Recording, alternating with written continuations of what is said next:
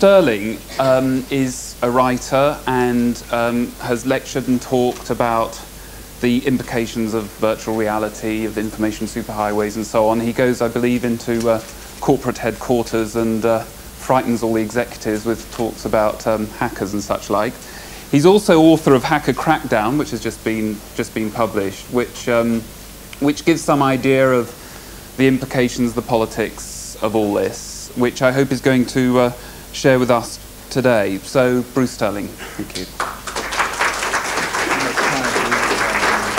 20 minutes? 20 minutes? Yeah.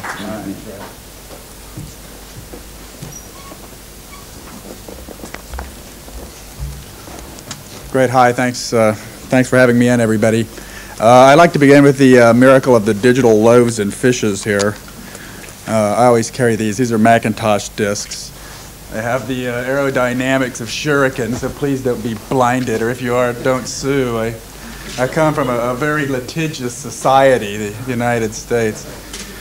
You know, they have a whole wasp nest of Macs over in that other room there, so if you go out and buy some floppies and no one's looking, you can make an infinite number of copies of those. And they have far, far more information than I could possibly convey to you in 20 minutes. I mean, it's a couple of years' worth of lectures and various oddities dredged from the bits of cyberspace, including a thing in there called Future Culture, which I recommend very highly. It was put together by a little computer underground denizen kid named Andy Hawks in Colorado.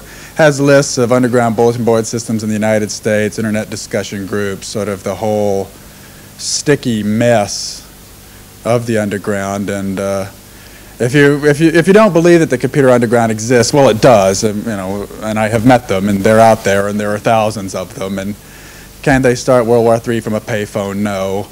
But can they break into computer systems? Yes. So if you go out and you become involved in this kind of alternative computer culture activity, and you begin stealing long-distance phone service and pirating software and breaking into computer systems and performing various bits of digital skullduggery, when you are arrested by the Scotland Yard Computer Crimes Unit, 4 of the hardest working guys in cyberspace, don't, when you crack under interrogation, as you certainly will, don't say it's all the fault of that Yankee Cyberpunk and his floppy disks. If it weren't for him, I'd have been on the straight and narrow the whole time. If you get into trouble, ladies and gentlemen, it's your own lookout. And when I wrote my book, Hacker Crackdown, the very hot-button topic in computer civil liberties at the time was police search and seizure activities. If you've seen those Apple Macintosh ads for the Power Book, you have the crux of the problem. It's what's on your Power Book, and the person opens it up, and there they are standing proudly, and it's like everything. It's, well, my income tax returns, and the letter where I blew off my boyfriend for good, and and that scheme that she and I worked together, and the spreadsheet that I worked on, and the letter from the headhunter. And I mean, people are actually carrying unbelievable amounts of intensely personal and private material around on these machines that, you know, cost a lot of money and are very valuable and are easily stolen. And the privacy threat there is just astonishing. And there is nothing an electronic cop dotes upon so much as entering the home of a computer malefactor and confiscating every electronic item that person possesses, without exception.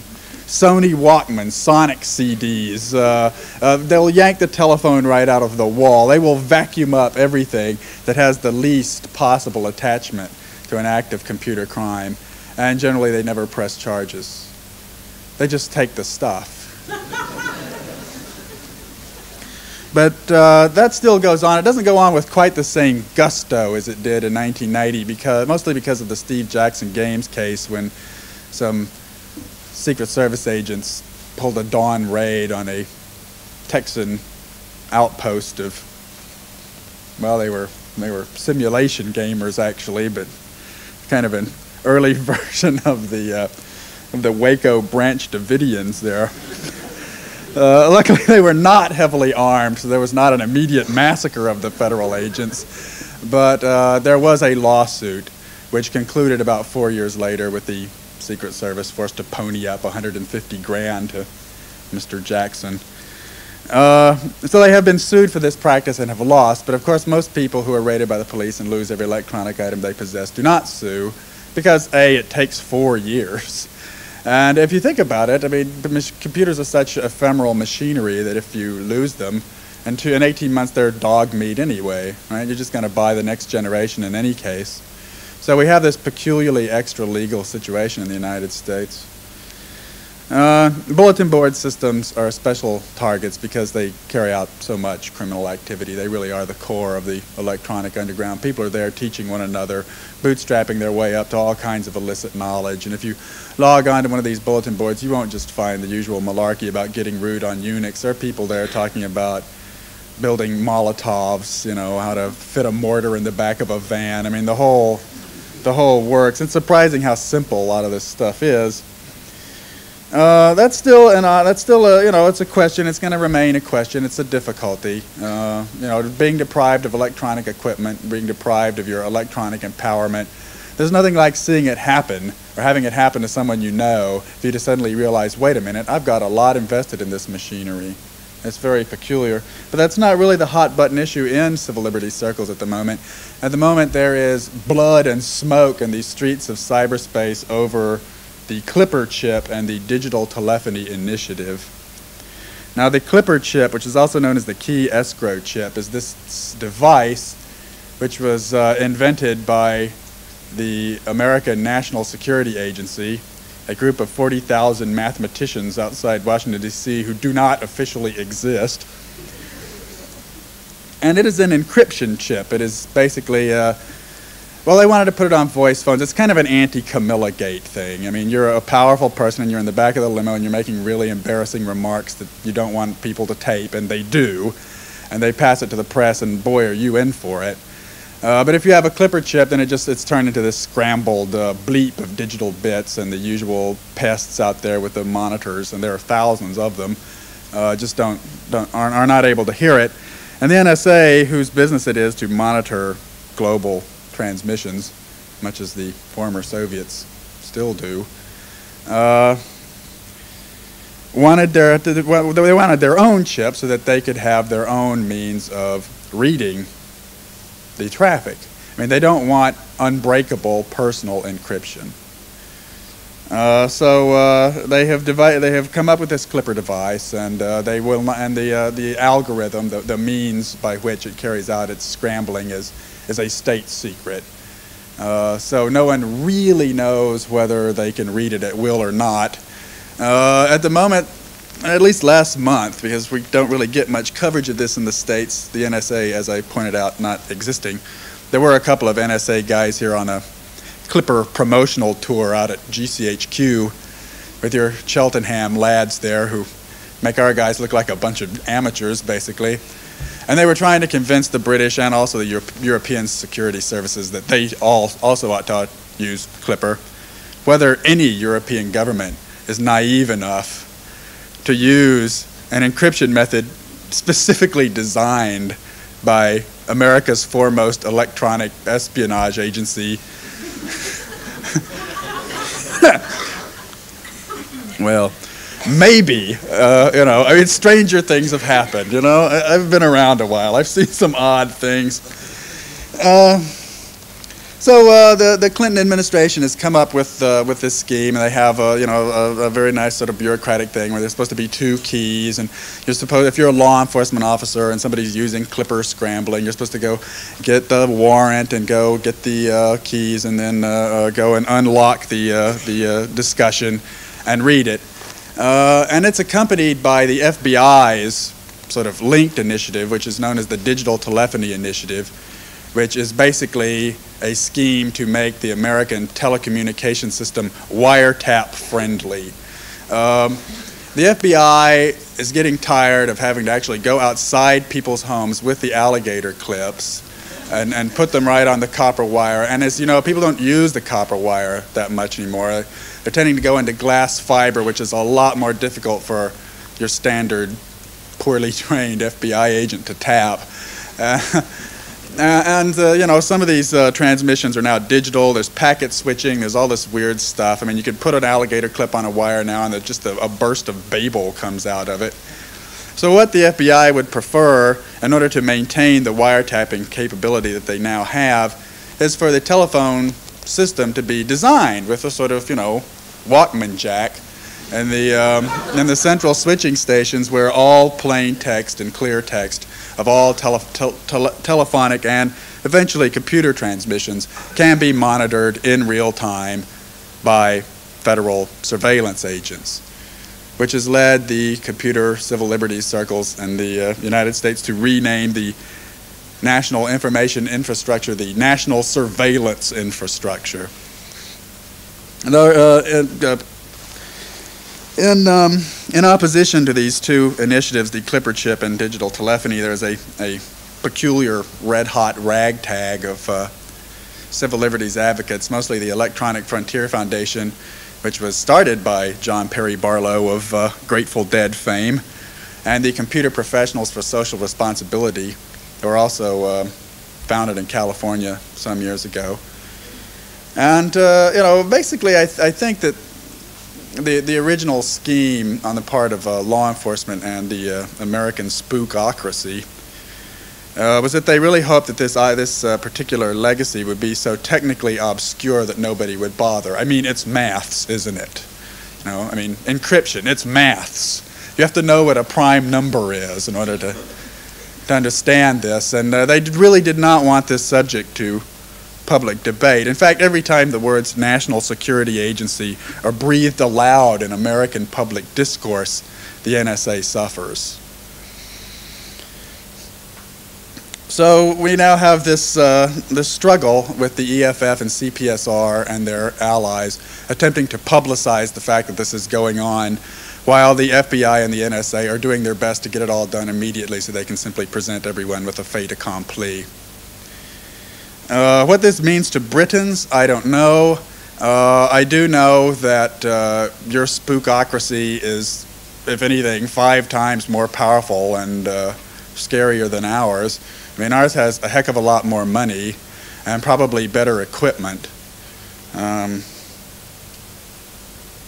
I can't guess other than saying I have read Spycatcher and my copy is underlined.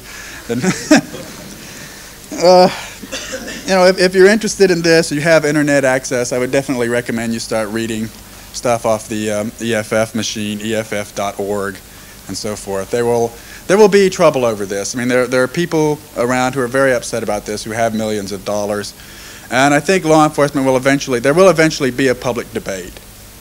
And I think that's a healthy thing, but it's also a very peculiar thing, because even among the people who are opponents of this idea, they don't seem to be seriously considering the true social implications of giving people privately held encryption that nobody but God can read.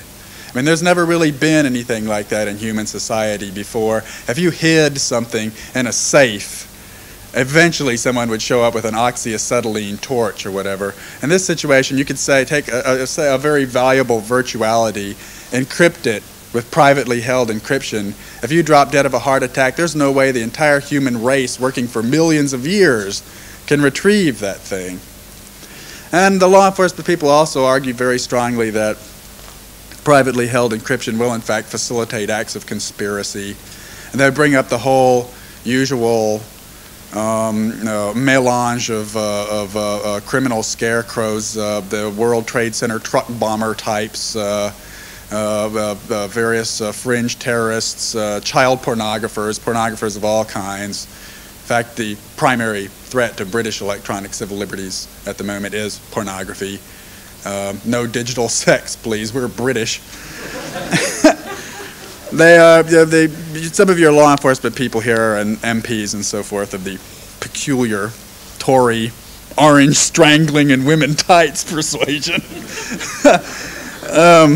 are very upset at the notion of people seeing dirty pictures on a computer screen and are extremely anxious that all bulletin board systems, whether privately or publicly held, be licensed, and that the people using them have to pass some kind of, okayness test, whatever, some kind of government-led litmus to make sure that nothing untoward is going on and over their modems.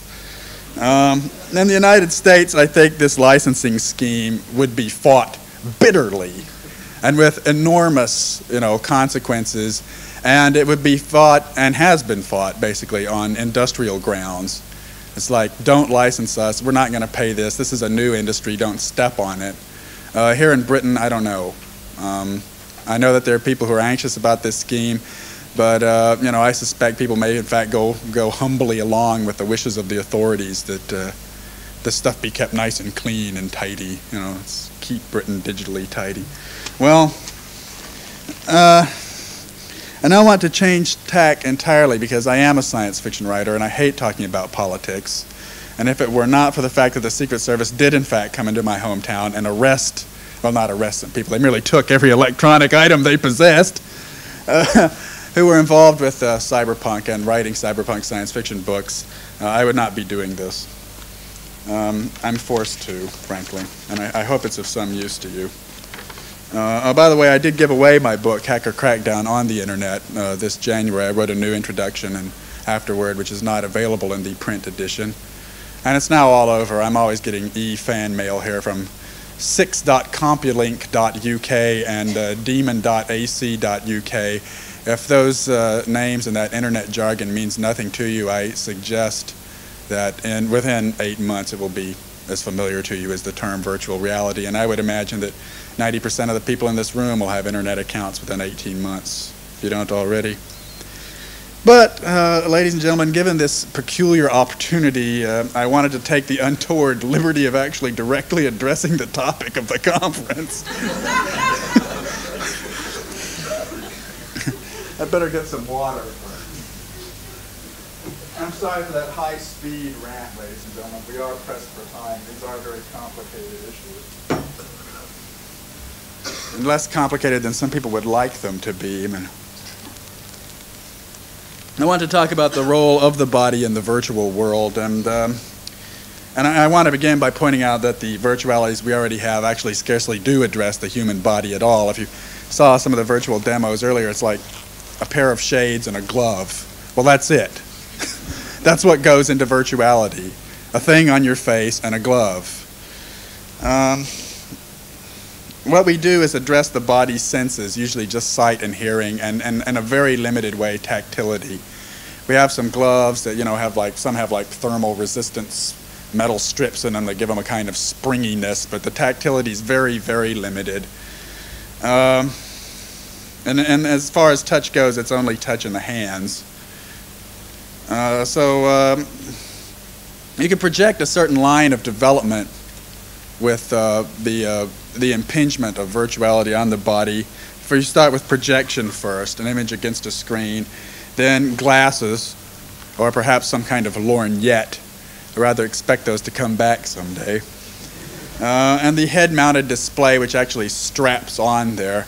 I worry about those a lot. If I were, for instance, watching a herpes virus commercial over a head-mounted display, I would wonder real carefully whether the thing had been wiped down since the last guy had been wearing it.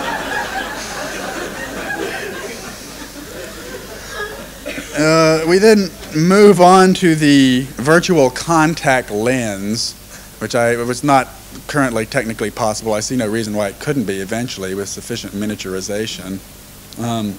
The artificial cornea, actually go right in with some kind of programmable cornea inside the eye, and the entire artificial eyeball, probably with much enhanced capacities. And finally, direct contact with the optic nerves and brain vision sensors. But I would point out that once you get to the point of messing seriously with neurons, the collateral effects from this line of technological development will have shattered your society beyond recognition. It's always a good idea to keep those collateral effects in mind. I would point out, for instance, if we even understood what a skin cell was, and a skin cell is a much less complex thing than a neuron, 18 months later, everyone would have rhino hide. So now I want to get into the topic of a more fully immersive VR. I mean, the things we call immersive VR really are not very immersive. I mean, there are things that strap onto you. They don't immerse you. They're more of a bondage vibe there, frankly. If you actually see people doing, say, Sensate VR with the, the Gullickson rig and the Power Glove, it's a pitiable sight in many ways. I mean, they're sort of there and they're going. I mean, they're trapped in a room. They're an abandoned husk of a body with their senses extracted, and they're hallucinating. I mean, they're basically thinking like, "Oh, I can't find the blue sun. Where's the checkered room? Am I under the? And you could easily kill them with a stick."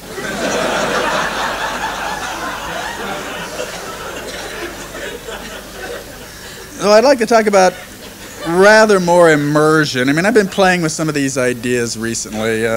These are fully science fictional ideas. I mean, don't invest in this, please. Unstable fluids. There's such a thing as CAD/CAM manufacturing recently. I don't know if you've followed this. I've been doing a lot of it in Japan. You have this tank of stuff. It's sort of like a gooey fluorocarbon, and it's a sort of an unstable molecular structure. And what you do is it's like a 3D printout machine, sort of like a 3D manufacturing display. The lasers cross, they sort of fuse the molecules in this tub of plastic, heat them up, they set, and it just sort of scans it from top to bottom, and you end up pulling out this great drippy thing, and you wipe the goo off of it, and you actually have a three-dimensional casting of a volumetric thing like the artificial duck there. You want a rubber duck, you just sort of press print and this 3D rubber duck comes right out. Well, what if you were in there, right? What if you're in there with the gloves and the goggles and an aqua lung? Now you can reach out and actually begin touching things. And you can actually create a physical environment, perhaps melt it back as you're going through it. A more reactive fluid, something a lot more quick, a lot quicker. You wouldn't know you're in a tub of glue. I mean, you'd be suspended there, a bit like a fly in amber. I think if it were blood heat, it'd be kind of an interesting, be like a sensory deprivation experiment. It would probably intensify at no end. So then you're floating through this thing, brushing against virtual objects which are immediately cast and then dissolved at will.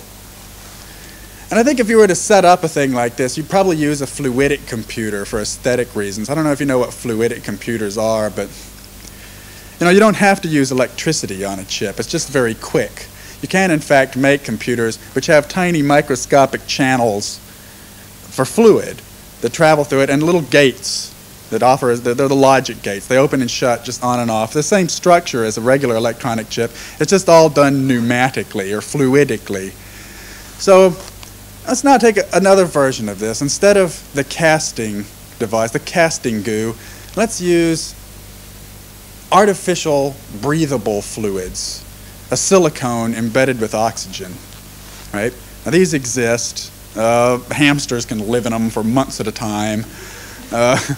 I believe the film The Deep, some film has an example of this recently. What's that? The Abyss. Yes, The Abyss. As I say, where people are pumping up on this stuff. They're filling their lungs with this sort of oxygenated, very dense fluid. Now you can actually go in there and breathe. You can stay under there for days. And not only that, but since it's a fluidic computer at the bottom of the swimming pool, you're actually breathing the very stuff of computation. And I think the sort of people who would want to set up an environment like this would probably want to do that just for aesthetic and poetic reasons. So you open this pool of this stuff, people hyperventilate, jump in, fill their lungs with this stuff, and then you pour in a pint of liquid cannabis. And what a party. Now we're moving a little farther into this. I mean, it might get you to have a kind of layered creme de menthe thing. I mean, there's the breathable part down here and then the plastic part up here. And you're spending a lot of time there. But you have to come out eventually because, well, there are no bathrooms in cyberspace. you have to eat and so forth, and eventually you have to leave the environment, and it's a drag, because if you're a real addict, you don't want to go. So we move another step further. We're getting really into it now, and we go into a charming little divertisement I like to call blood bathing. Now, you just replace the substance with an artificial blood. Now, in order to get in this and really get into it, you have to lose most of your skin. But it doesn't really matter, because I envision this taking place probably in some kind of orbital environment where you never have to surface. Now, you lose the skin, you open the veins, you begin pumping this artificial blood through your body, and in fact, you're sharing a bloodstream with everyone else who's in the same virtual environment with you. Now, the object doing the virtuality for you is, in fact, a human brain. Well, it's not a human brain, but it's probably something like the human visual cortex, but cloned and spread out, I don't know, like the bottom of a tennis court, something like that. So you're actually in the same bloodstream as a giant computational human brain, and you're just sort of bringing the thing through your very corpuscles. And your brain is being oxygenated and filled with the same hormones and the same emotional chemistry as this other brain. So you're now into a kind of intimate, almost telepathic virtual environment. Now, I would call this a couple of centuries away, and I would suspect that it would have to be done by people who were rather eccentric. But I could see it being done, especially for people who were perhaps extremely aged, like 400 or 500 years old, and unable to persist any longer in a normal environment. Someone who was bedridden, quadriplegic, suffering extreme genetic degeneration, you could just sort of toss them into this blood bathing pool and let them melt.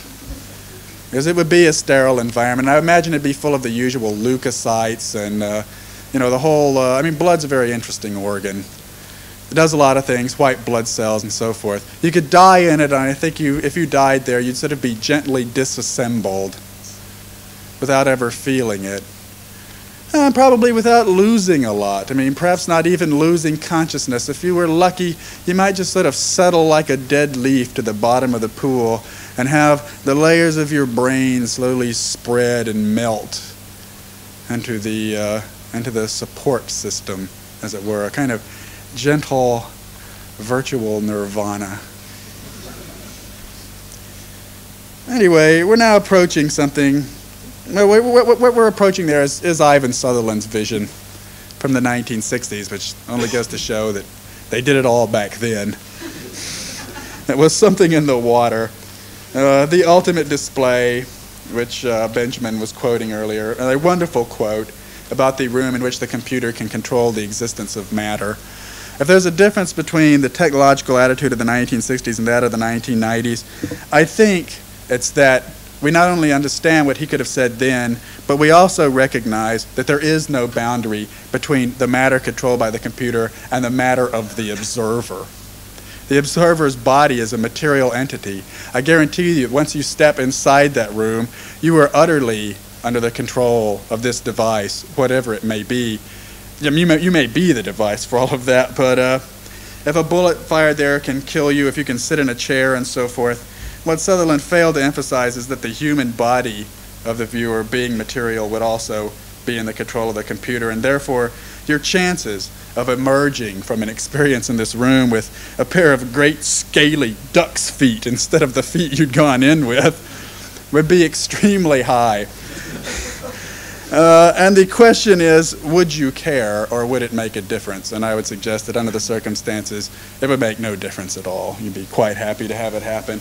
That's all I have to say to you. Thanks very much.